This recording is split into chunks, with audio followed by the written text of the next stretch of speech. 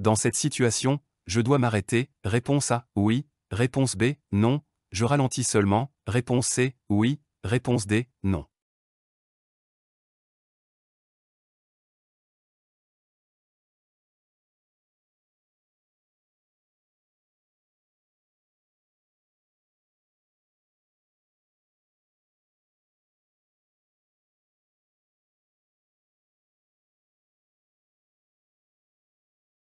Tout piéton qui s'engage sur la chaussée ou qui manifeste son intention de le faire, doit pouvoir le faire.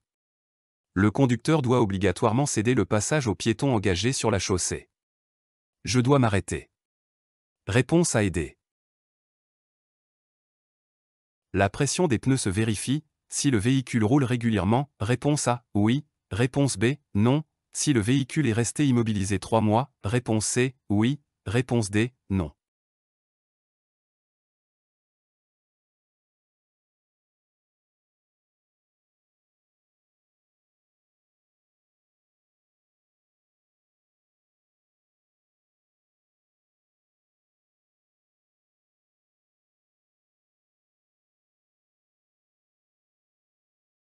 La pression des pneumatiques se vérifie 1 à 2 fois par mois minimum afin d'éviter l'éclatement et la surconsommation.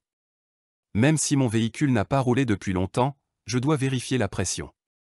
Il faut également penser à le faire pour la roue de secours. Réponse A et C. Sur ce parking, le stationnement se fait. Réponse A, en bataille. Réponse B, créneau, il est préférable de stationner. Réponse C, en marche avant. Réponse D, en marche arrière.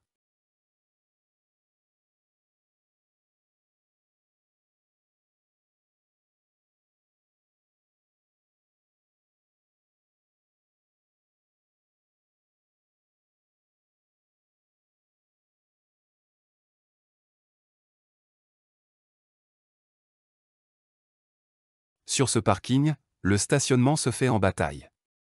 C'est-à-dire que les véhicules sont parallèles les uns aux autres. Il est préférable de faire ce stationnement en marche arrière car cela sera beaucoup plus sécuritaire pour quitter mon emplacement. Réponse A et D. En fonction du véhicule acheté, je peux bénéficier d'un bonus. Réponse A, oui. Réponse B, non.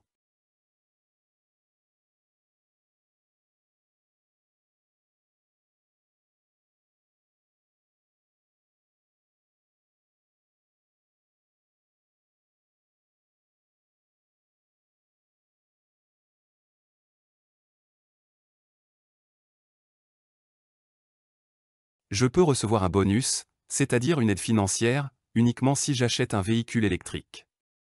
Son utilisation est moins polluante qu'un moteur essence ou diesel. Il est également très peu bruyant. Réponse A. Avec le système e-call, les secours sont automatiquement contactés, en cas d'accident. Réponse A, oui. Réponse B, non. Ou que je sois dans l'Union européenne. Réponse C, oui. Réponse D, non.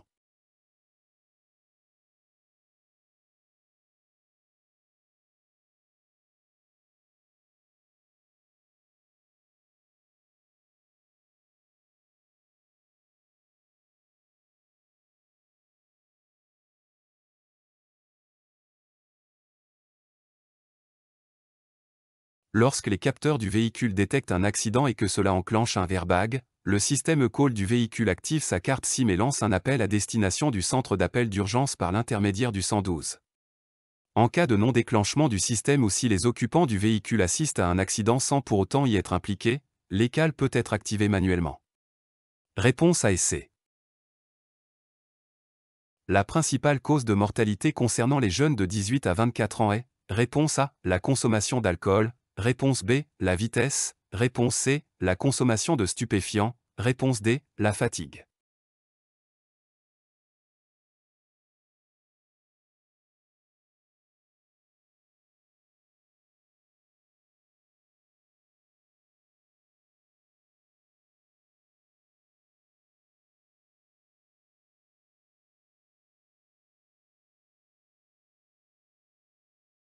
Chaque année, la route fait de nouvelles victimes. Les jeunes sont particulièrement concernés. Les 18 à 24 ans représentent très grand nombre de tués sur la route. C'est la première cause de décès dans cette tranche d'âge. La première cause de mortalité est la vitesse, suivie de près par l'alcoolémie au volant. Réponse B. Il existe seulement 2 niveaux de risque concernant les médicaments. Réponse A, oui. Réponse B, non.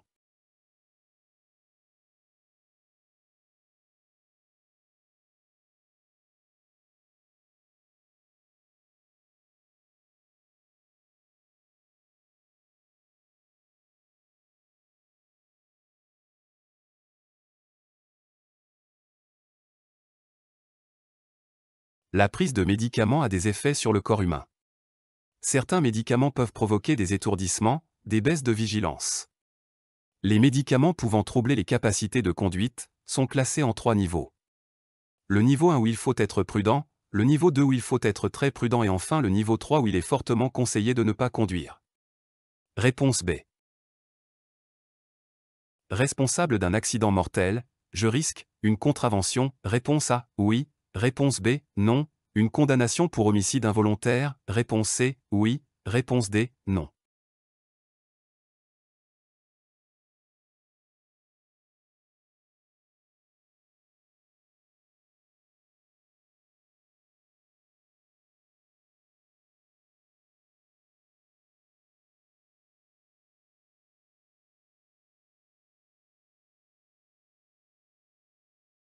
Tout conducteur doit se tenir en état d'exécuter sans délai toute manœuvre qui lui incombe. Si je commets un accident causant la mort d'une personne, je risque une condamnation pour homicide involontaire. Ceci rentre dans le cadre d'un délit routier et non d'une contravention. Réponse B et C. Je suis arrêté depuis un long moment, j'allume les feux de détresse. Réponse A, oui. Réponse B, non. Je coupe le moteur. Réponse C, oui. Réponse D, non.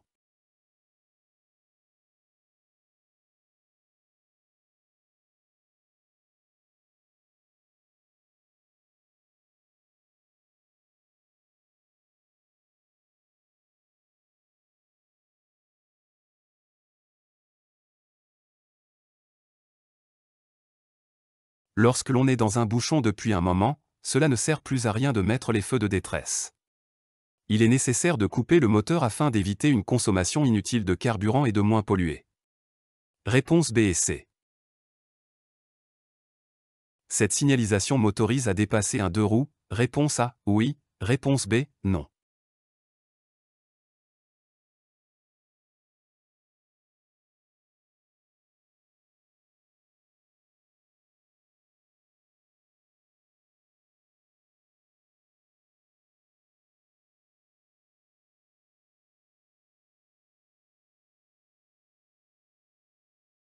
Le panneau interdiction de dépasser m'interdit de dépasser tous les véhicules à moteur sauf les 2 roues. En cas de présence d'un cycliste ou d'un motard, je pourrais effectuer un dépassement. Réponse A. Ces emplacements bleus sont accessibles à tous les usagers. Réponse A, oui. Réponse B, non.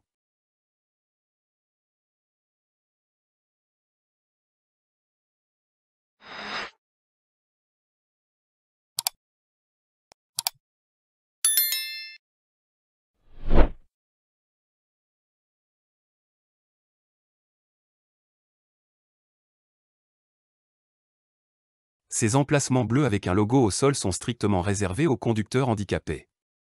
Le conducteur doit avoir la carte GIG ou GIC pour s'y arrêter ou stationner. Réponse B. La signalisation m'annonce une interdiction de dépasser. Réponse A, oui. Réponse B, non.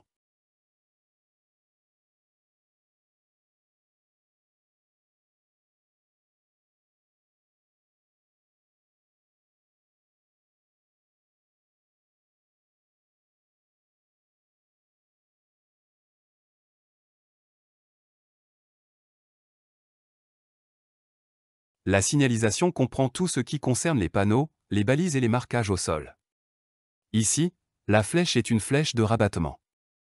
Elles sont au nombre de 3.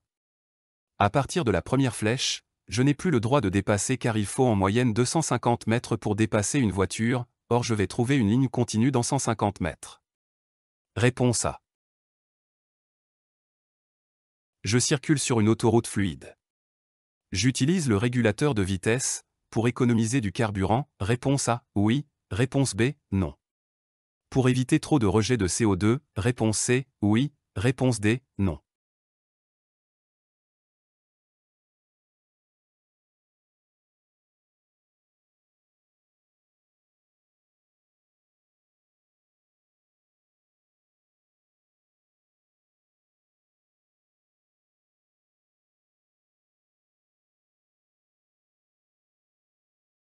Lorsqu'on circule sur une autoroute fluide, on utilise le régulateur de vitesse pour faire des économies de carburant et moins polluer. Réponse A et C. Cette voie est réservée aux, réponse A, piétons, réponse B, cyclistes, réponse C, trottinettes.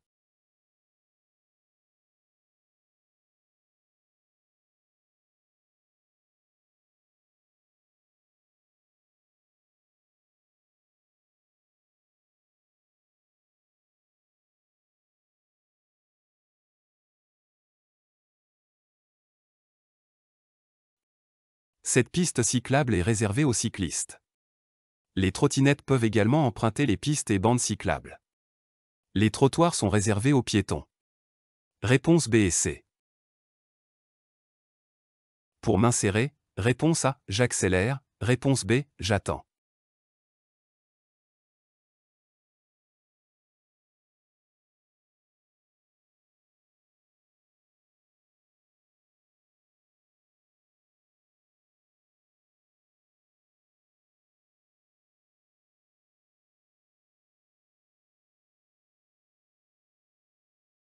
Je me trouve dans une voie d'accélération. En temps normal, je devrais accélérer pour ne pas gêner les usagers circulant sur la route. Devant moi circule un poids lourd, je dois adapter mon allure et attendre son insertion. Réponse B. J'entre dans une zone de rencontre, réponse A, en situation 1, réponse B, situation 2.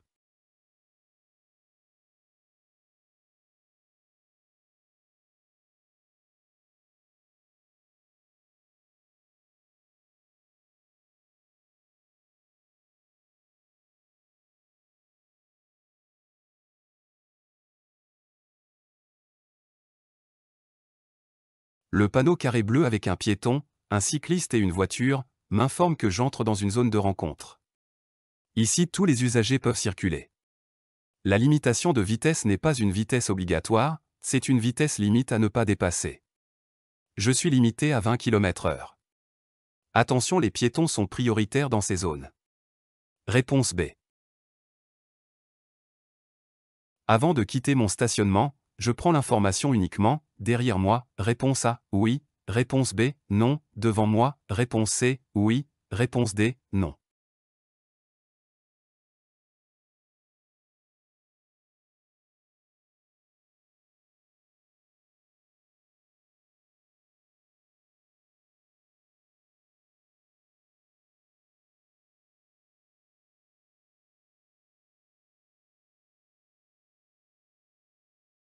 Avant de quitter un stationnement, il faut bien observer ce qu'il se passe autour, devant et derrière. En regardant dans mon rétroviseur extérieur, je vois un véhicule et un motard qui me dépassent. Je dois attendre qu'il soit passé, puis revérifier à nouveau afin de pouvoir quitter mon stationnement. Réponse B et D. Conduire avec un champ visuel de moins de 120 degrés, réponse A, conseillé, réponse B, toléré, réponse C, interdit.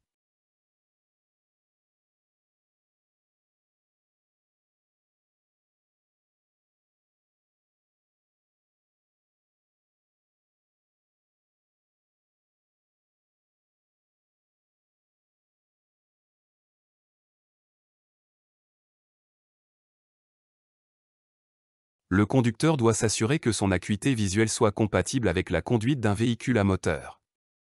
Outre le fait que le conducteur doit avoir une acuité moyenne de 5 dixièmes pour l'ensemble des deux yeux, son champ visuel ne doit pas être inférieur à 120 degrés. Si cela est le cas, la conduite lui sera interdite. Réponse C. Dans cette situation, je peux circuler avec réponse A, les feux diurnes, réponse B, les feux de croisement, réponse C, les feux de route, réponse D, les feux de brouillard avant.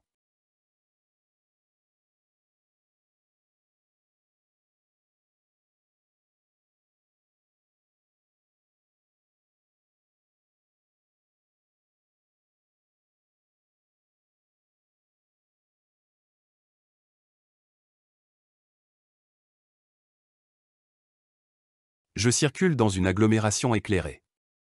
Je dois avoir au minimum les feux de position. Je peux également circuler avec les feux de croisement. Réponse B. La distance parcourue pendant le temps de réaction dépend de l'état du conducteur. Réponse A, oui. Réponse B, non. Varie en fonction de la vitesse. Réponse C, oui. Réponse D, non.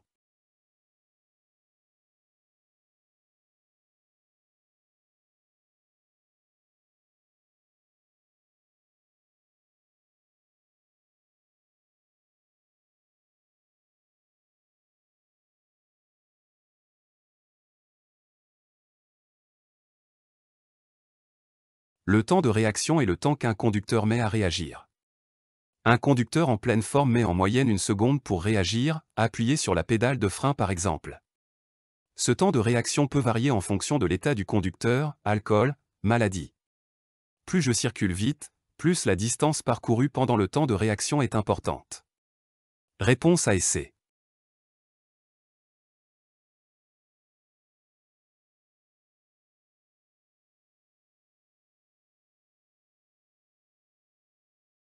Dans cette situation, je ralentis. Réponse A, oui. Réponse B, non. Je serre ma gauche. Réponse C, oui. Réponse D, non.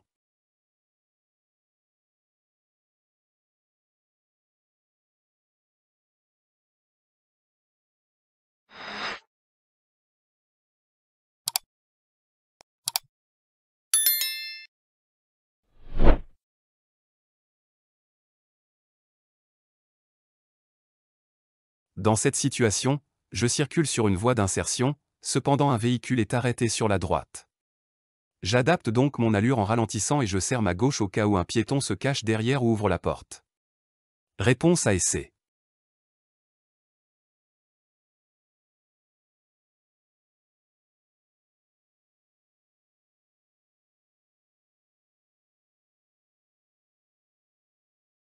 Pour tourner à droite, je vérifie mes rétroviseurs. Réponse A, oui. Réponse B, non. Mon angle mort, côté droit. Réponse C, oui. Réponse D, non.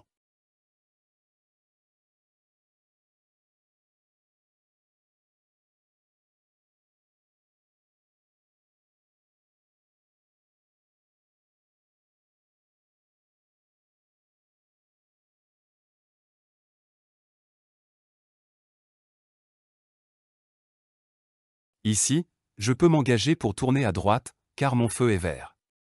Avant de tourner, je dois le faire en sécurité. C'est-à-dire que je dois vérifier qu'aucun usager n'arrive par la droite. Je regarde dans mon rétroviseur de droite, mais aussi dans mon angle mort à droite, car je suis en présence d'une bande cyclable sur la droite. Pour rappel, les cyclistes n'ont pas de carrosserie donc soyons vigilants. Réponse A et C. Si mon moteur manque de liquide de refroidissement, le principal risque est, réponse A, une surchauffe du moteur, réponse B, une casse moteur, réponse C, une perte d'efficacité du moteur.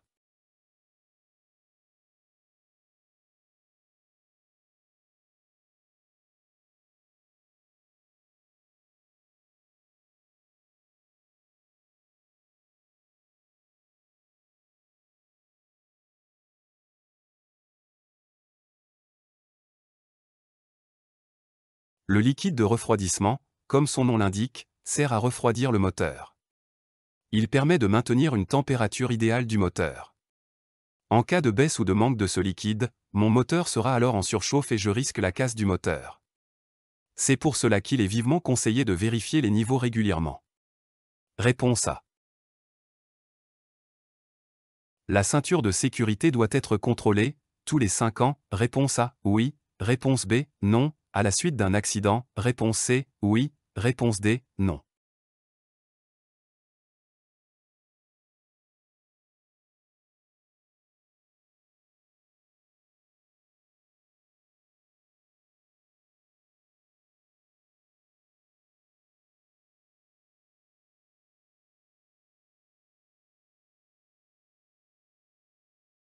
La ceinture de sécurité se contrôle tous les 2 ans lorsque mon véhicule passe au contrôle technique.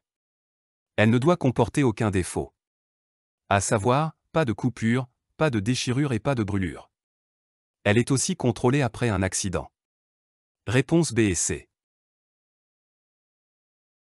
Lorsque l'avertisseur de changement de fil se déclenche, c'est que je sors de ma voie. Réponse A, oui. Réponse B, non. Il active également mon clignotant automatiquement. Réponse C, oui. Réponse D, non.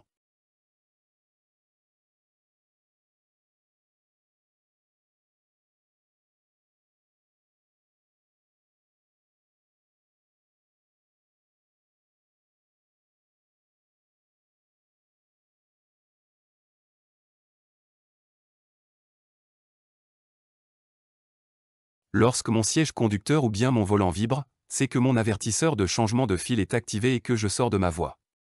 Il n'active cependant pas le clignotant lors d'un changement de voie. Réponse A et D. Ne pas s'arrêter à un contrôle de police, c'est commettre. Réponse A, un délit de fuite. Réponse B, un refus d'obtempérer.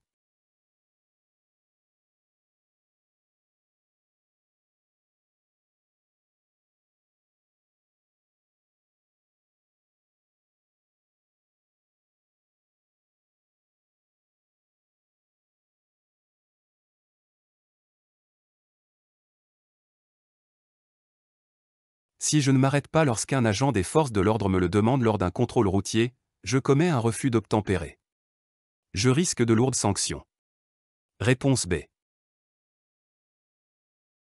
Sur autoroute, la fréquence 107.7 correspond à une radio. Réponse A, oui. Réponse B, non. M'informe du trafic. Réponse C, oui. Réponse D, non.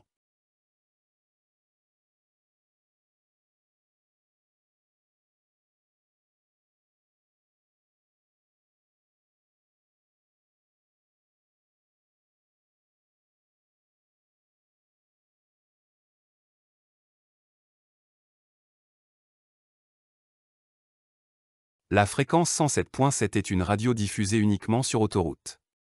Elle donne des informations sur le trafic, les accidents, bouchons, ralentissements, travaux, etc. que je suis susceptible de rencontrer. Il est recommandé de l'écouter. Réponse A et C. Ce chat est installé à l'arrière du véhicule, il voyage en toute sécurité. Réponse A, oui. Réponse B, non. Il doit être attaché. Réponse C, oui. Réponse D, non.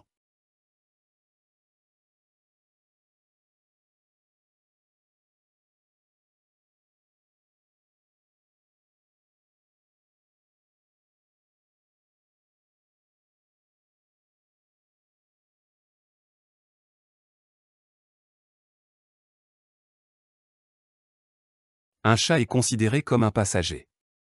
Celui-ci doit être attaché à la ceinture de sécurité avec un harnais adapté. C'est un équipement obligatoire. Ce qui n'est pas le cas pour ce chat qui est libre dans le véhicule. Réponse B et C. Sur la route, le cannabis est la cause d'environ, réponse A, 200 tués par an, réponse B, 350 tués par an, réponse C, 450 tués par an, réponse D, 500 tués par an.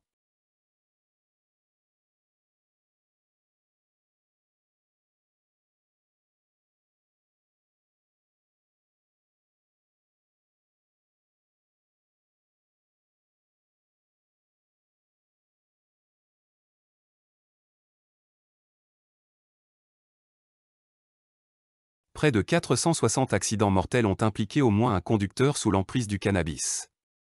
Ces accidents ont causé la mort de 500 personnes. La consommation de cannabis multiplie par 14 le risque d'avoir un accident. Cela représente environ 2 tués par jour. Réponse D. Je dois garder une distance de sécurité de minimum 50 mètres, si je roule à 70 km/h. Réponse A, oui. Réponse B, non. Si je roule à 50 km/h. Réponse C, oui. Réponse D, non.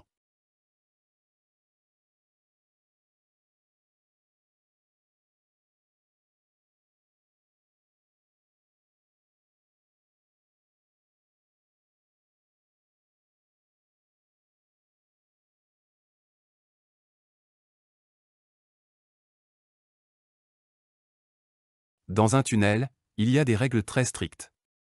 Quelle que soit la vitesse à laquelle je circule, je dois laisser une distance d'au moins 150 mètres, c'est-à-dire 2 diodes bleues. Réponse B et D.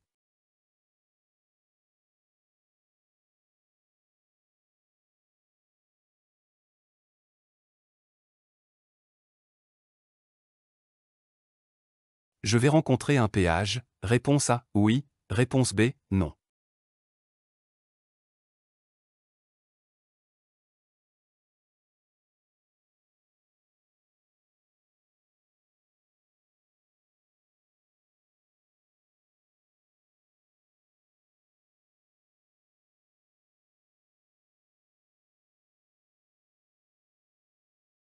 Dans cette situation, un panneau m'annonce une section de péage à 800 mètres. Je m'apprête donc à passer cette borne. À ce péage, je devrais prendre un ticket. Réponse A. Je dois céder le passage aux piétons. Réponse A, oui. Réponse B, non.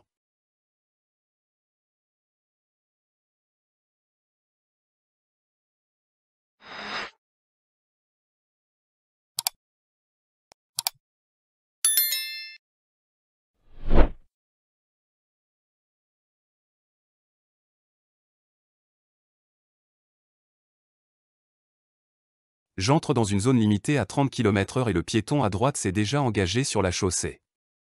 Je dois m'arrêter et le laisser traverser. Une fois que les piétons sont engagés ou manifestent leur intention de le faire, je dois leur céder le passage. Je m'arrête. Réponse A. Mon véhicule n'est pas entretenu régulièrement, je risque une détérioration plus rapide du moteur. Réponse A, oui. Réponse B, non. Une surconsommation de carburant. Réponse C, oui. Réponse D, non.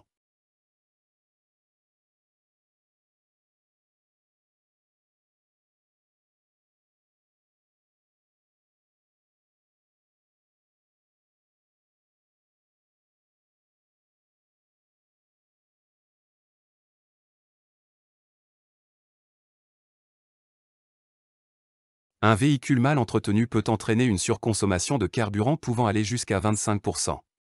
Un simple filtre à air encrassé fait consommer 3% de plus et un moteur mal réglé encore plus. Cela entraîne également une détérioration du moteur encore plus rapide, donc plus de frais pour les réparations. Réponse A et C. L'assurance minimale obligatoire couvre uniquement les dommages corporels occasionnés à un tiers. Réponse A, oui. Réponse B, non.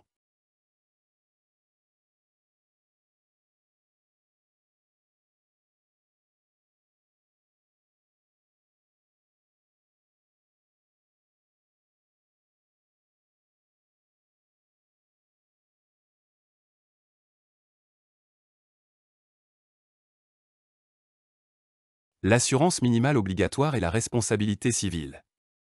Elle permet de couvrir les dommages corporels mais aussi matériels causés à un tiers. Le conducteur responsable, quant à lui, n'aura aucun dédommagement. Réponse B. En présence de ce panneau, l'installation de chaînes à neige est conseillée. Réponse A, oui. Réponse B, non. Obligatoire. Réponse C, oui. Réponse D, non.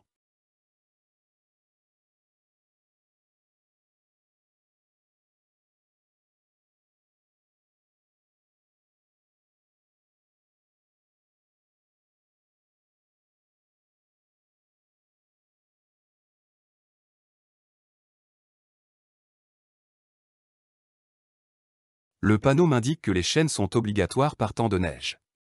Elles doivent être installées sur les deux roues motrices, c'est-à-dire celles qui entraînent le véhicule. Réponse B et C. Pour partir, dégager le côté conducteur suffit. Réponse A, oui. Réponse B, non.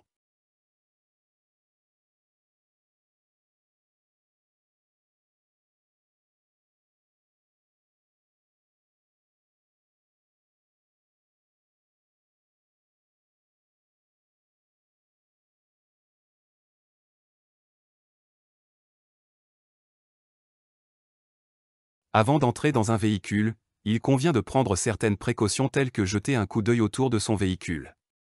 En cas d'intempérie, surtout en hiver, le pare-brise peut être givré ou enneigé. Toutes les vitres doivent être dégivrées et déneigées avant de partir. Le fait de dégager uniquement le côté conducteur rend la visibilité insuffisante et augmente le risque d'accident. Réponse B.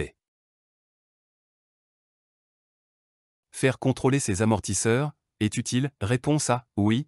Réponse B, non. Garantit une meilleure stabilité du véhicule. Réponse C, oui. Réponse D, non.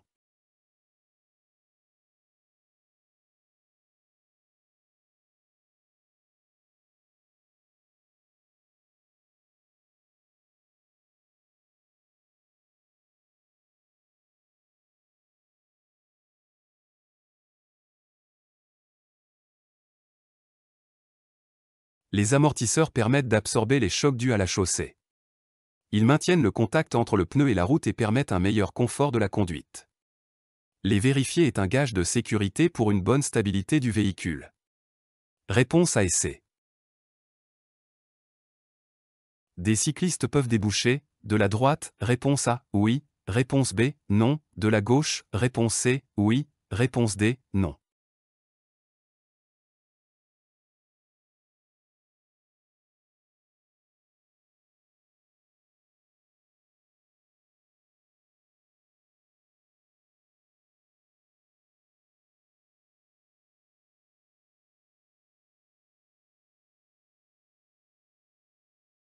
Le panneau de danger m'indique un débouché de cyclistes pouvant venir de droite ou de gauche. Le danger prend effet à 50 mètres en agglomération et 150 mètres hors agglomération.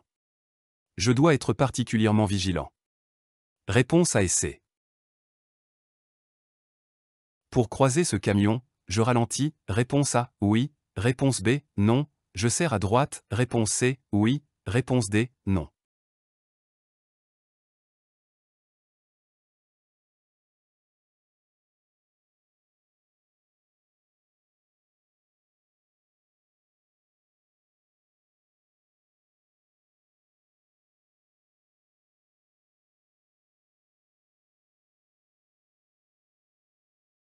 En règle générale, pour croiser un gros gabarit dans un lieu étroit, il faut ralentir et serrer à droite. Mais en y regardant de plus près, en franchissant ce petit pont, je suis déjà au maximum de ma droite. Si je serre encore la droite, je risque d'accrocher mon véhicule. Je dois uniquement ralentir pour rendre le croisement plus facile. Réponse A et D.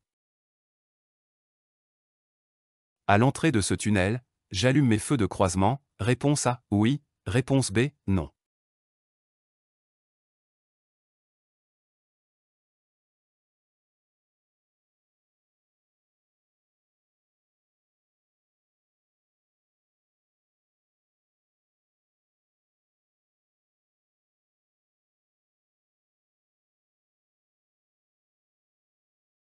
Ce tunnel est situé hors agglomération et est éclairé, je dois obligatoirement circuler avec les feux de croisement.